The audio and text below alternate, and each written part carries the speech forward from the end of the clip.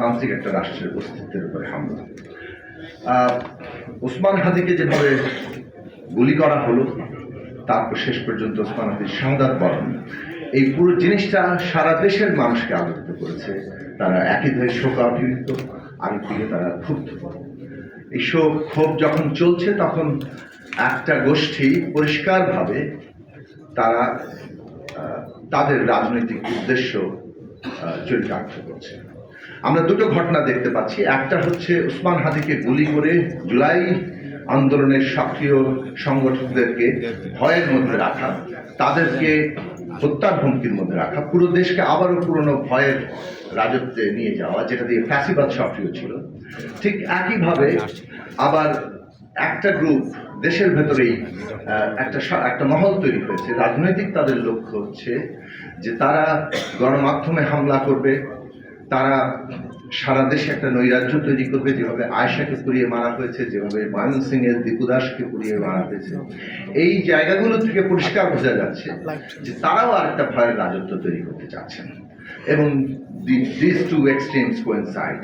আমরা দুটো চরম পন্থাকে আবারও এক বিন্দুতে মিলতে দেখেছি। একটা ফ্যাসিবাদকে আমরা পরাজিত করেছি, মানে বলতে পারা যায় যে সরকারের পতন ঘটেছে, কিন্তু ব্যবস্থা এখনো বদলায়নি।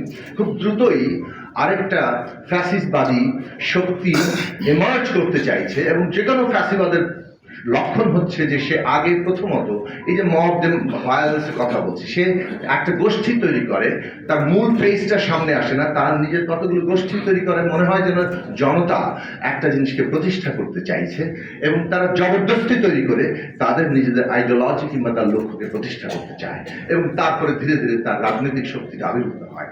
এখন বাংলাদেশের সিদ্ধান্ত নিতে হবে, আমরা ফ্যাসিবাদের পথে যাব না আমরা ডেমোক্রেসির পথে যাব। জুলাই গণঅভ্যুত্থানের পরিষ্কার রাজনৈতিক এবং তার সমস্ত লক্ষ্য, যেটা সর্বান্তকরণে প্রকাশিত হয়েছে শহীদের রক্তের মধ্য দিয়ে, সমস্ত আহত যোদ্ধাদের মধ্যে দিয়ে, সমস্ত অংশগ্রহণকারীর মধ্যে দিয়ে বাংলাদেশ একটা গণতান্ত্রিক রাজনৈতিক ব্যবস্থা প্রতিষ্ঠা করবে।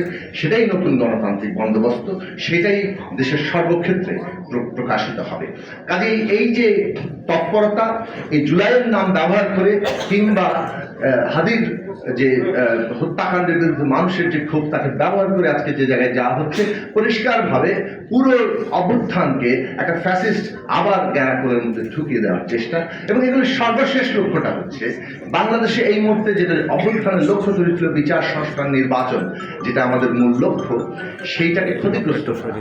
আমাদের সংস্কারের পুরো আকাঙ্ক্ষা যদি নির্বাচন না হয়, তাহলে সেটা বাস্তবায়নের কোনো জায়গা থাকছে না। কাজে নির্বাচন এখন বাংলাদেশের অভ্যুত্থানের আকাঙ্ক্ষা বাস্তবায়নের প্রধান মাধ্যম। এটা বাংলাদেশের প্রধান জাতীয় স্বার্থ। পুরো পরিষ্কার ধারণা, নির্বাচন বানচাল করা এবং পুরো প্রসেসটাকে এমন একটা জায়গায় নিয়ে যাওয়া যাতে করে আমরা গণতন্ত্রের জায়গায় পৌঁছাতে না পারি। কাজে এখানে সম্মিলিত লড়াইয়ের প্রশ্ন আছে। জুলাইয়ের ঐক্যকে বিভক্ত করে দলাদলির যে দলাদলির বিভক্তি থাকে, কিন্তু এই মুহূর্তে মনে রাখা দরকার যে বাংলাদেশ ন্যূনতম একটা জাতীয় ঐক্যমত্যের জায়গায় গণতান্ত্রিক উত্তরণের যদি না থাকে, প্রতিটি দল যারা মনে করছেন এর ফায়দা নেবেন, তারা পর্যন্ত বিপর্যস্ত হবেন। কাজেই গণতান্ত্রিক উত্তরণের জন্য, যেটা এই মুহূর্তে প্রধান জাতীয় স্বার্থ, সেখানে আমাদের ঐক্য যদি তৈরি হয়, তাহলে এই ধরনের কতিপয় লোক এসে কয়েকটা হেলমেট নিয়ে শুরু করে 200-500 লোক নিয়ে তারা যা তাণ্ডব ঘটিয়ে যেতে পারছে, এটা ঘটতে পারছে কেননা রাজনৈতিক দলের অনৈক্যই আমাদের মধ্যে এই জায়গা তৈরি করছে যে এটার প্রতি সম্মতি আছে। এবং গভর্নমেন্ট, শেষ কথা বলছি, গভর্নমেন্টের রহস্যজনক নীরবতা, এই সরকারের রহস্যজনক নীরবতার জবাব দিতে হবে। অভ্যুত্থানের উপর দাঁড়িয়ে আপনারা সকলের সমর্থন নিয়ে কিন্তু ক্ষমতায় আছেন।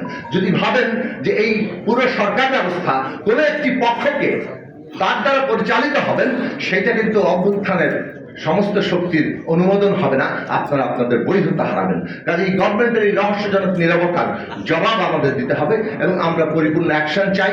ওসমান হাদির হত্যাকারীদেরকে বিচারে আওতা আনতে হবে, যেমন জুলাই গণহত্যার বিচারে আওতা আনতে হবে, তেমনি এই যে সমস্ত আক্রমণ, সেগুলো বিচার যদি করতে না পারেন, আপনাদের ব্যর্থতাই আমাদের রায় হবে। আপনারা সবাই ভালো থাকুন।